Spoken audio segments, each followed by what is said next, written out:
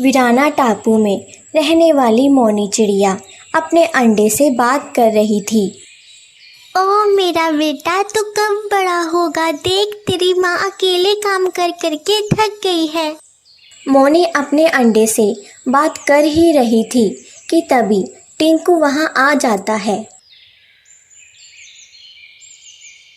अरे अरे मोनी बहन, क्या तुम अपने अंडे से बात कर रही हो? अरे कुछ नहीं टिंकू भैया, आप आइए आइए, अंदर आइए। मोनी बहन, तुम्हें पता है कि जंगल में क्या हो रहा है? नहीं टिंकू भैया, मैं तो टापू पर रहती हूँ, इसलिए मुझे कैसे पता होगा कि आखिर जंगल में क्या हो रहा है। हमारे स्वीटलैंड जंगल में एक शिकारी चील आया है। क्या कहा आपने? शिकारी चील? हाँ मोनी बहन, शिकारी चील। उस चील ने जंगल में आतंक मचा रखा है। क्यों, क्या किया है उस शिकारी चील ने टिंकू भैया? शिकारी चील ने सभी पंछियों के बच्चों को मारकर खाना शुरू कर दिया है। क्या सच में टिंकू भैया? हाँ मोनी, देखना कहीं वो शिकारी चील इस टापू पर ना आ जाए। मैं तो कहता हूँ कि तुम अपने अंडे का ध्यान रखो। ठीक है टिंकू भैया, अब से मैं हर वक्त अपने अंडे का ध्यान रखूंगी। मैं इसे अब एक भी पल अकेला नहीं छोड़ूंगी। तो फिर मैं चलता हूँ मोनी। इतना कहते ही टिंकू अपने घर चला जाता है।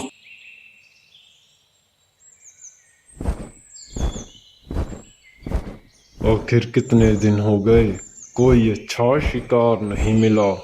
आज अगर कोई चिड़िया का बच्चा मिल जाए तो मज़ा ही आ जाएगा।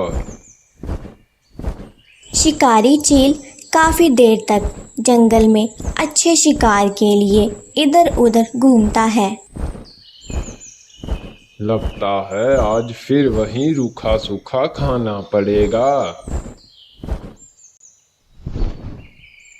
चील उड़ता उड़ता वीराना टापू पहुंच जाता है।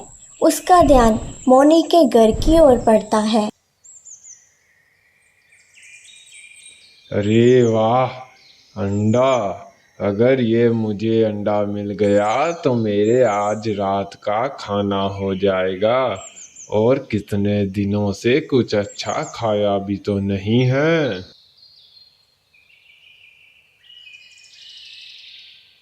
रुक जा चील, वो मेरा घर है।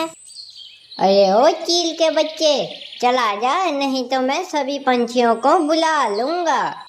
अरे मोनी, आज तो तेरा अंडा बच गया, पर कितने दिन तक तू इसे बचाएगी? कभी तो मेरे हाथ लगेगा ये। इतना कहते ही शिकारी चील वहां से चला जाता है और दूसरी ओर मोनी बहुत डर जाती है। टिंकू भैया, आज तो बच गए। हाँ मोनी बहन, आज तो तुम्हारा अंडा बच गया। चील की बात सुनकर मोनी काफी उदास हो चुकी थी। मोनी टापू के किनारे बैठकर रो रही थी। मैं क्या करूं, चील मेरे बच्चे को खा जाएगा। मोनी को रोते देख समुंदर की जलपरी बाहर आ जाती है। अरे मोनी चिड़िया, क्या हुआ तुम्हें? अरे आप कौन हैं? आपको पहली बार इस टापू पर देखा है। अरे मोनी चिड़िया, मैं जलपरी हूँ और मैं इस टापू के नीचे रहती हूँ। क्या जलपरी? हाँ मोनी, परंतु मैं तुम्हें कई वर्षों से जानती हूँ, परंतु मैंने आज तक तुम्हें रोते हुए नहीं देखा। तभी मोनी उदास होकर कहती है, अरे जलपरी, अब मैं तुम्हें क्या बताऊं? एक शिकारी चील मेरे अंडे को खाना चाहता है। बस इतनी सी बात? अरे मोनी, तुम अपने घर जाओ और अपना अंडा मेरे पास लेकर आओ। तभी मोनी अपना अंडा लेकर आती है। ये देखो जलपरी, ये है मेरा अंडा, लेकिन तुम इसका क्या करोगी? अभी बताती हूँ मोनी। तभी जलपरी अपनी शक्ति अंडे पर डालती है। अरे जलपरी, ये तुम क्या कर रही हो? मोनी, अब वह चील तुम्हारे अंडे को नहीं खा पाएगा। इतना कहते ही जलपरी वहाँ से चली जाती है और मोनी का अंडा सुनहरे रंग में बदल जाता है। हे भगवान, कहीं उस जलपरी ने मेरे अंडे के साथ कुछ बुरा तो नहीं कर दिया। आज का दिन तो बहुत बढ़िया है। मोनी, आज का दिन अच्छा तो है, पर मेरे लिए, तेरे लिए नहीं। तभी चील आता है और मोनी का अंडा चुराकर भाग जाता है। अरे अरे, कोई पकड़ो इस चील को। तभी मोनी भी चील के पीछे पीछे चली जाती है।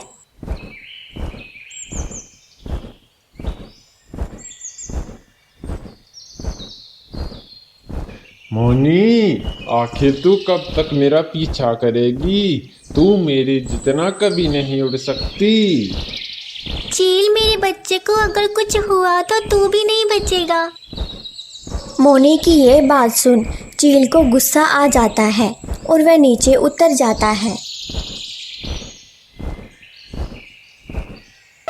चिड़िया, तेरी इतनी हिम्मत! तभी चील मोनी को पेड़ से बांध देता है। मोनी, अब मैं तेरे अंडे को तेरे सामने खाऊंगा। चील, तू ये अच्छा नहीं कर रहा, तुझे उसकी सजा जरूर मिलेगी। तभी चील मोनी के अंडे को तोड़ने लगता है। तभी अंडे में से एक बिजली की तरह नन्ही सी चिड़िया निकलती है और कहती है, चील, तूने मेरी माँ को बहुत तकलीफ पहुंचाई है, अब मैं तुझे नहीं छोड़ूंगा। अरे बाप रे, मर गए।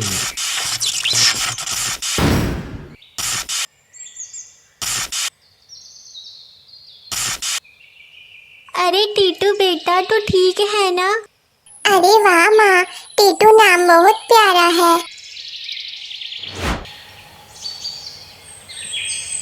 अच्छा माँ, तो वहाँ से आई थी वह जलपरी जिसने मुझे ये पावर दी थी?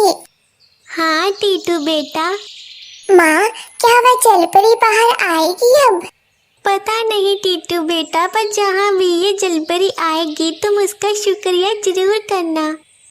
हाँ माँ।